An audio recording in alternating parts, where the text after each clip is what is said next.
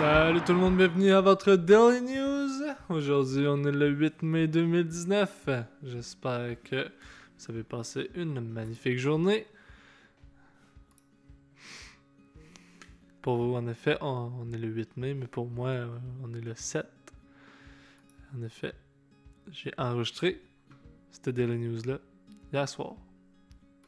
La raison du pourquoi, c'est à cause que, comme vous le savez si bien, je n'ai pas eu le temps. Ben, je savais qu'en fait, je n'allais pas avoir le temps de le faire aujourd'hui. Et voilà. J'ai un problème avec mon cellulaire. Le truc qui marche pas. Je suis capable de l'ouvrir. Comme là, il va éteindre. Ça marche pas. Et le piton sur le côté. Pas comme le... En fait, quand...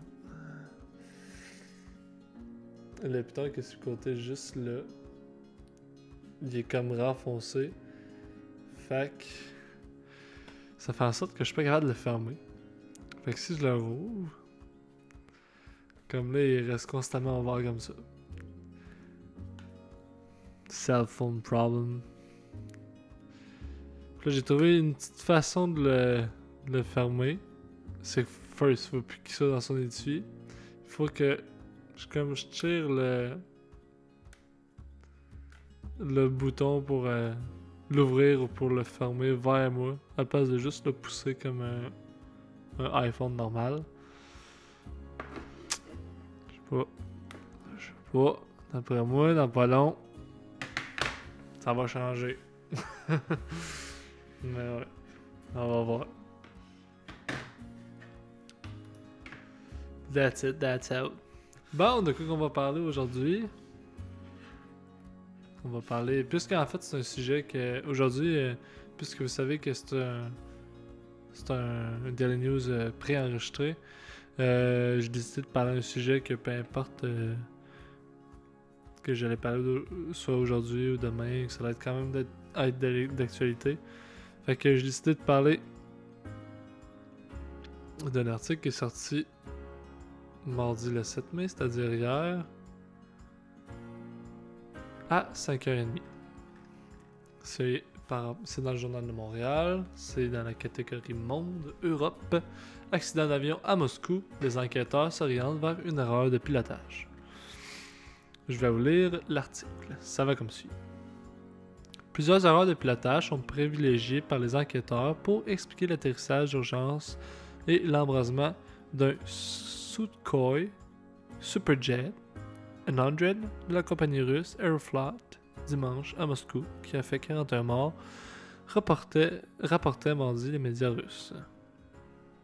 La première erreur des pilotes a été de décoller en face de l'orage. Puis, alors que la situation était compliquée, mais loin d'être catastrophique, ils ont atterri au lieu de brûler le kérosène, explique le quotidien Kommersant, citant une source proche de l'enquête. Selon le journal, les pilotes ont atterri à trop grande vitesse, en raison de quoi le contact des roues avec le béton a été trop fort, faisant rebondir l'avion. Le quotidien RBK précise pour sa part, c'est un membre du comité d'enquête russe, qu'ils n'ont pas éteint les moteurs après l'atterrissage. Selon la même source, ils ont aussi ouvert un hublot du cockpit après l'atterrissage, ayant pour conséquence d'accélérer l'incendie. En effet, mais en fait pour... c'est sûr que l'oxygène aide à... Je cherche mes mots. C'est sûr que en fait l'oxygène aide à faire en sorte qu'il y ait plus de flammes. Quelques minutes après son décollage de l'aéroport de Moscou, Sheremetyevo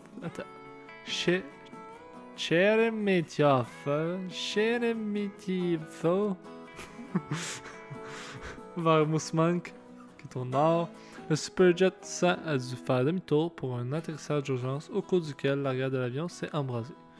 Sur les 78 passagers et membres d'équipage, 41 sont morts. Les 2 pilotes ont survécu, ainsi que la plupart des passagers installés à l'avant de l'avion. Les enquêteurs continuent d'examiner les boîtes noires et n'ont, pour l'heure, donné aucun élément concernant les causes du crash. Les boîtes noires, ce que vous devez savoir, c'est toutes les boîtes qui permettent de savoir toutes les communications radio des pilotes. Toute la communication de... comment on appelle ça déjà? C'est checklist avant atterrissage, la checklist d'urgence. Tous les pilotes sont formés de faire en sorte que tout ce qu'ils vont faire, toutes les actions qu'ils vont faire dans l'avion, ils doivent les dire pour que justement que la boîte noire par après puisse savoir exactement ce qu'ils ont fait. Pour eux autres, c'est comme une genre de sécurité. Fait comme ça, ils peuvent dire, ben, si vous trouvez la boîte noire, vous allez voir qu'on a bien fait notre job. Dans le meilleur des mondes. Puis c'est pour ça que la plupart du temps, quand il va y avoir un crash d'avion, la plupart du temps, les enquêteurs vont tout le temps vouloir avoir accès à la boîte noire.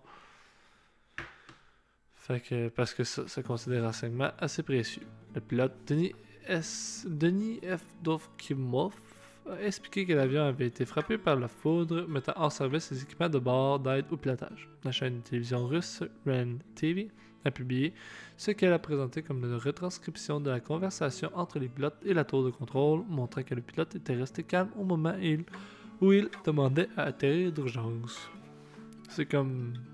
C'est évident, ils ont été formés de faire en sorte à ce que, même quand un Mayday qui reste calme, d'après cette retranscription, le pilote déclare, et là il cite, nous demanderons à faire demi-tour en raison d'une coupure des communications radio. Il ajoute que l'avion a été frappé par la foudre et que les équipements de bord d'aide au pilotage ne fonctionnent plus et va devoir atterrir manuellement. De son côté, l'aéroport de Sheremetyevo a fourni une chronologie détaillée des événements. Le premier véhicule de secours est arrivé sur les lieux à 18h32, 2 minutes après l'atterrissage de l'avion. La tour de contrôle a sonné l'alarme 1 minute après l'atterrissage et les secours étaient ensuite censés, selon les règles en vigueur, arriver sur place dans les 3 minutes selon l'aéroport. L'incendie était totalement éteinte 18 minutes après qu'il s'était déclaré, selon la même source. REN TV a par ailleurs publié une retranscription de communication entre services de secours qui montre qu'au début régnait entre eux une certaine confusion sur le fait de savoir si les passagers avaient déjà été évacués. L'aéroport de Sheremetyevo a enfin annoncé dans une communication avoir ouvert une enquête après la diffusion d'une vidéo dans laquelle des employés sont entendus en train de rire alors qu'ils regardent le crash sur les écrans de contrôle. Ils seront punis de la façon la plus sévère possible selon Sheremetyevo. Je sais vraiment pas comment prononcer ce mot-là. Qui affirme qu'il ne s'agit pas d'employés de l'aéroport ou d'Aeroflot. L'état des 10 personnes hospitalisées après le crash est stable, a indiqué mardi le ministre de la Santé Evgeny Dietrich, cité par les agences russes. Le Superjet 100, premier avion civil conçu par la Russie post-soviétique, était une source de fierté pour le pays à son lancement en 2011. Mais il peine à convaincre, en dehors du marché russe, en raison de problèmes de fiabilité.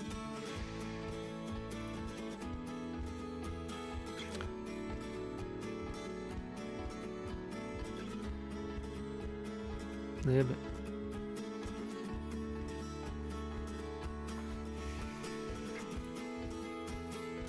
Alors, présentement, ce qu'ils disent, ce serait que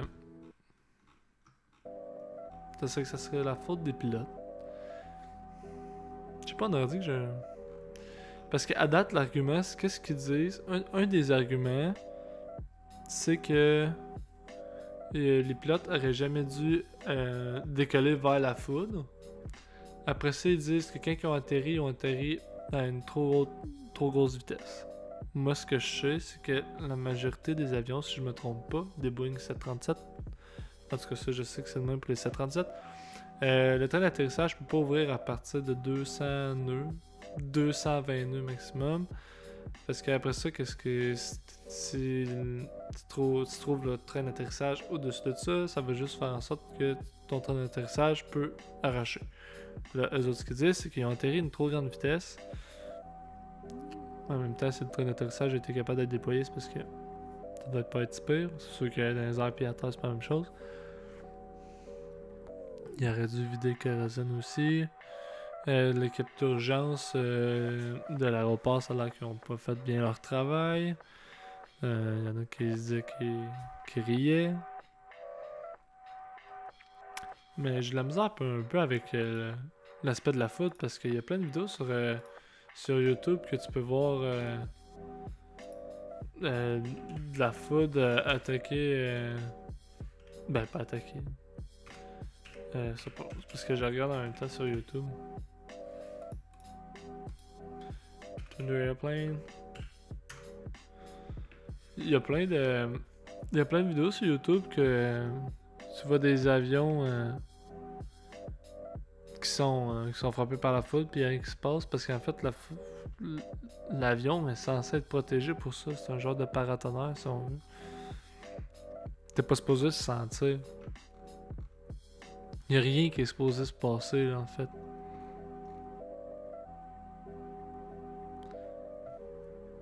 Fait que je comprends mal comment que la foudre aurait vraiment pu être la cause première de l'accident.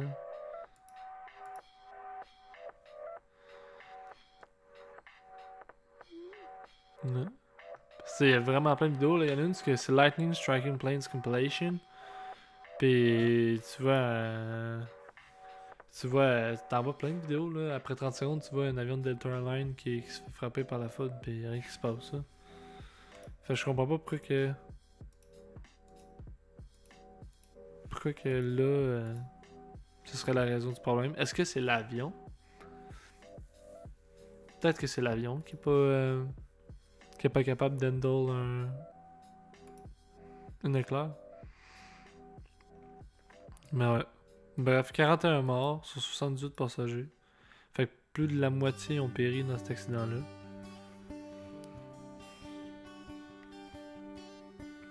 Ouais. Fait que là, j'en avais pas parlé en fait quand il y avait eu l'accident. Là, j'ai décidé d'en parler. Il y a un peu plus de nouvelles, ça va un peu plus. Peut-être ça serait quoi la cause. À date, ils disent que c'est les pilotes. Peut-être ça va changer. C'est pas. Non.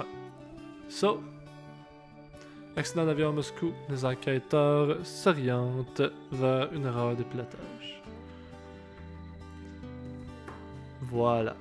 Allez, merci tout le monde. Merci d'avoir écouté votre Daily News. On se revoit demain pour... Ah, est-ce que j'ai dit qu'on était le 9 en début d'épisode? Parce qu'en fait, on est le 8. En fait, bon. Bref. J'ai vraiment tard, je vais me coucher, je suis fatigué. Good, fait que on se revoit demain, la gang, on se revoit demain, ça veut dire qu'on va être jeudi le 9. Merci d'avoir écouté votre show Merci d'avoir écouté votre show radio web. Si vous voulez regarder le dernier épisode ouais, c'est ça. I'm right, là. Fais-toi confiance. Si tu veux regarder le dernier épisode du Daily News, c'est juste à cliquer. Voilà! Ok, right. Ah, ça, c'est un bon bloopers. T'as juste à cliquer là si tu veux regarder le dernier Daily News. Si tu veux liker ma page, c'est juste ça. Puis, mon nom, c'est Instagram, il apparaît juste en dessous. Merci tout le monde. On se revoit demain pour un autre épisode du Daily News. Salut tout le monde.